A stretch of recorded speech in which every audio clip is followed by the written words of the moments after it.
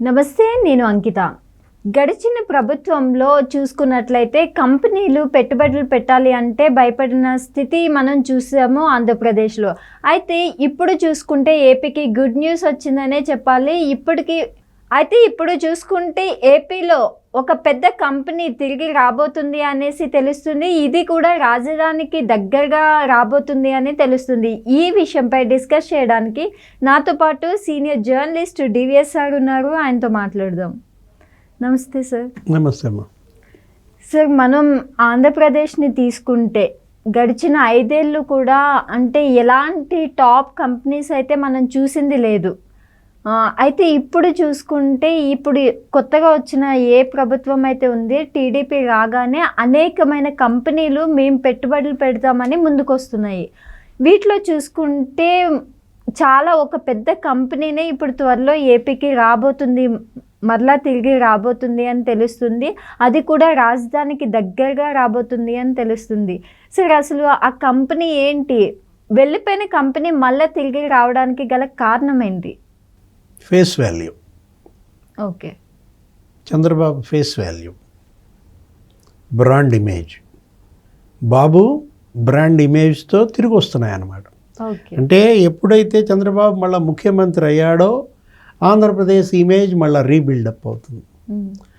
అమ్మయ్య, చంద్రబాబు వచ్చాడు, ఇక్కడ ఇన్వెస్ట్మెంట్స్ పెట్టచ్చు, మన పెట్టుబడులకు ఇక్కడ భద్రత ఉంటుంది అని అందరూ పారిశ్రామికవేత్తలు మళ్ళీ ఏపీ వైపు చూస్తున్నారు. ఇంతకుముందు జగన్మోహన్ రెడ్డి ముఖ్యమంత్రి వాటాల కోసం బెదిరించారు, కమిషన్లు అడిగారు. మరి ఆ పరిస్థితుల్లో అందరూ పరారయ్యారు.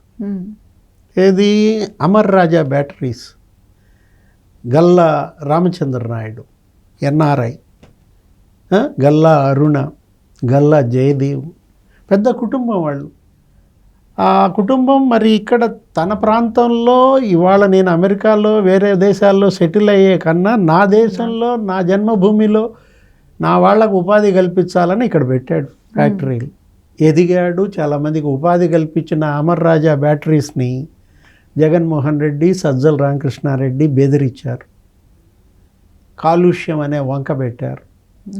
ఏం చేశారు? అమర్ రాజా బ్యాటరీస్ తెలంగాణలో పెట్టుకున్నారు. తెలంగాణలో మహబూబ్ నగర్లో పెట్టారు వాళ్ళ ఎక్స్టెన్షన్ ఫ్యాక్టరీ. 10,000 కోట్లు పెట్టుబడి. కేటీఆర్ వెంటనే వాళ్ళ దగ్గర వాలాడు. కేసీఆర్ కొడుకు మా దగ్గర పెట్టండి అని అడిగాడు, పెట్టేశారు. ఇవాళ అక్కడ మరి 10,000 మందికి ప్రత్యక్ష ఉపాధి తెలంగాణ. అదే ఆంధ్రాలో పెట్టుంటే అదే కాదు.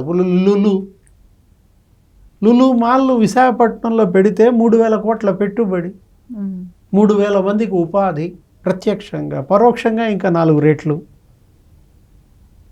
తరిమేశారు దాన్ని. వాళ్ళకి గతంలో చంద్రబాబు ప్రభుత్వం ఇచ్చిన లులు ల్యాండ్ మీద కన్నేసిన విజయసాయిరెడ్డి బెదిరించి విశాఖపట్నంలో ఆ ల్యాండ్ మాకు కావాలని వాళ్ళు ఏం చేశారు? సింపుల్గా హైదరాబాద్లో పెట్టేసుకున్నారు లులు మాల్.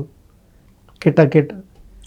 ఇప్పుడు ఆ కుకట్పల్లిలో చూస్తే అసలు మామూలుగా లేరు జనం, అక్కడ హోరెత్తుతోంది. జాకీ అండర్వేర్స్ తయారు చేసే ఫ్యాక్టరీ, ఆ రాఫ్తాడ్లో ఉన్న ఫ్యాక్టరీ 40 కోట్లు అడిగాడు. ఎవరు? అతోప్ దుర్తి, ప్రకాష్ రెడ్డి వా బ్యాచ్. భయపెట్టారు, పారిపోయారు. ఆ జాకీ ఎక్కడ పెట్టారు? తెచ్చి ములుగులో పెట్టారు. తెలంగాణలో ములుగులో పెట్టేసుకున్నారు. ఇలా అనేక పెట్టుబడులు కంపెనీలను తరిమేశారు. సోలార్ పవర్ ప్లాంట్లను తుపాకీలు చూపించి బెదిరించారు. కియా ఇండస్ట్రీస్ని అక్కడ ఉన్న ఎంపీ మాధవ్ బెదిరించాడు.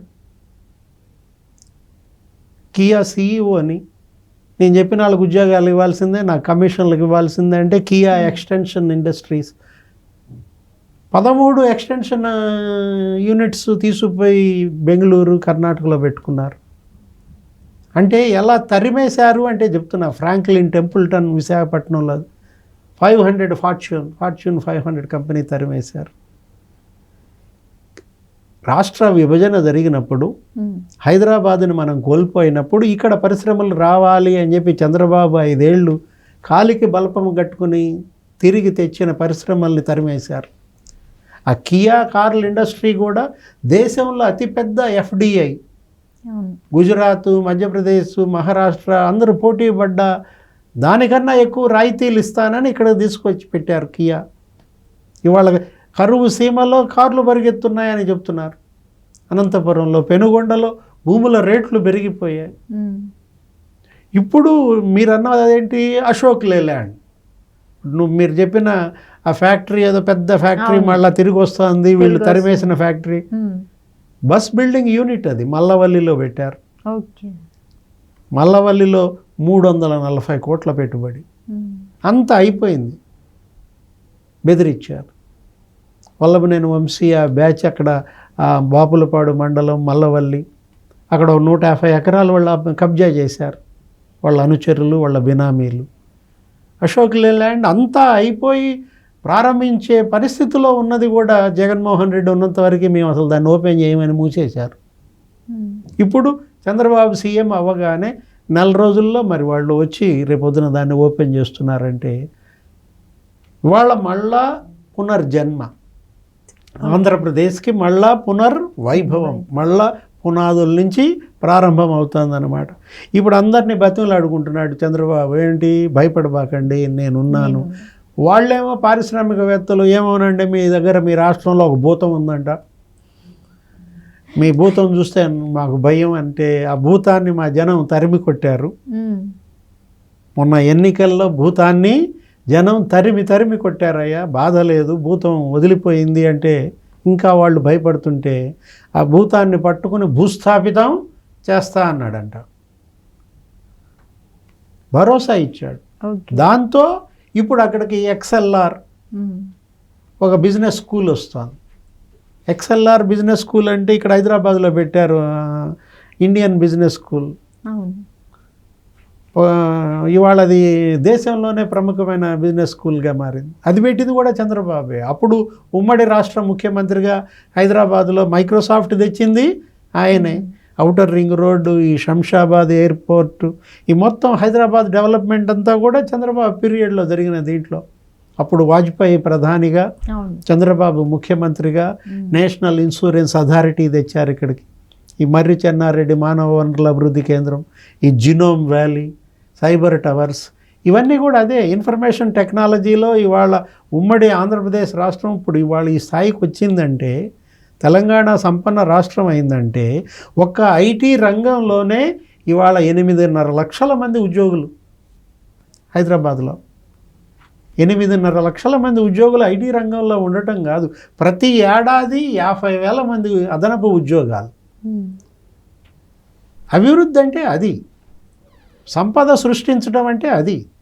ఈ ఉద్యోగాలు, ఈ కంపెనీలు ఇవన్నీ రావడం వల్ల అటు భూముల ధరలు పెరుగుతాయి, ఇటు ఉపాధి ఏర్పడుతుంది. ఈ ఉపాధి, ఈ పెరిగిన ధరలు ట్యాక్సులు కడతారు, అది ప్రభుత్వ ఖజానా నిండుతుంది.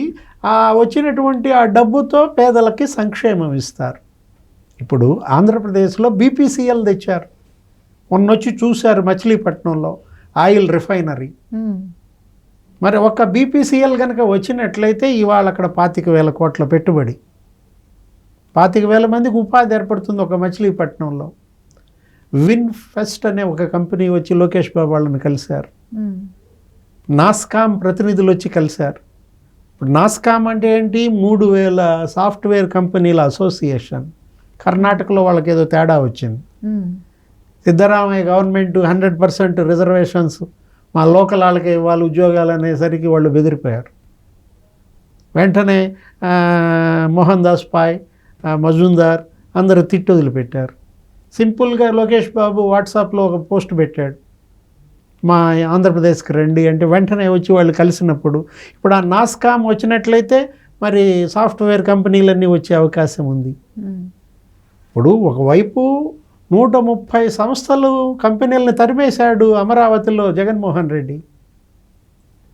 చంద్రబాబు భూములు ఇచ్చినటువంటి RBI, SBI, నాబార్డ్ 130 సంస్థలు తరిమేశాడు అన్నమాట.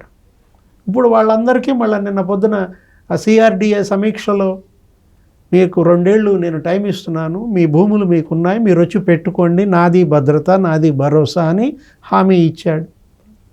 అటు రాయలసీమ, ఇటు ఉత్తరాంధ్ర, ఇటు అమరావతి 3 ప్రాంతాల్లో కూడా ఇవాళ పరిశ్రమలు తీసుకురావటం కోసం, యువతకి ఉపాధి కల్పించడం కోసం ముఖ్యమంత్రి ఇవాళ అహరహం పనిచేస్తున్నాడు, 18 గంటలు పనిచేస్తున్నాడు అన్నది అదే.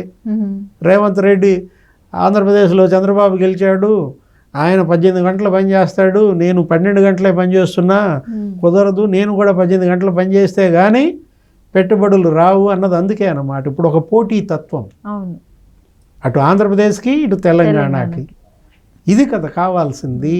వాళ్ళేమో పోటీపడి తరిమేశారు, వీళ్ళేమో పోటీపడి రాబట్టుకుంటున్నారు. Okay, thank you so much sir. నమస్తే.